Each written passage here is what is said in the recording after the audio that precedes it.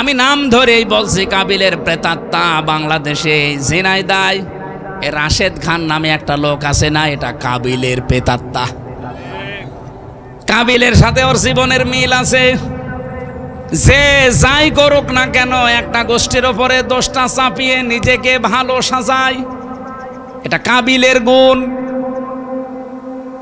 আপনি দেখেন সারা বাংলাদেশে যেখানে যা হবে, এই লোকটা সর্বপ্রথম মুখ খোলে যে একটা দলের ওপরে দোষটা চাপিয়ে দাও।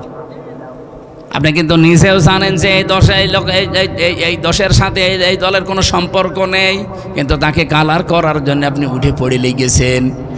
যেই জাতি যেই কাজ করে না, তার উপরে যদি কেউ ওইটা চাপিয়ে তাকে জাতির সামনে কালার করে দেয়, হয়তো সাময়িক কিছু মনে করছেন না, আল্লাহ বলেন কি হবে, আং তাবু আবি ইসমি ওয়া ইসমিকা।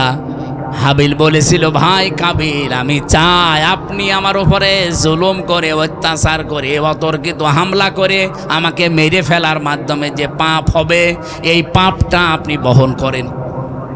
আর আমাকে মেরে ফেললে যেহেতু আমি নিরপরাধ, কারণ একটা মানুষকে মেরে ফেললে অন্যায়ভাবে সেই লোকটা জান্নাত পাবে, কিন্তু যেই লোকটা মেরে ফেলেছে তার চারটা শাস্তি।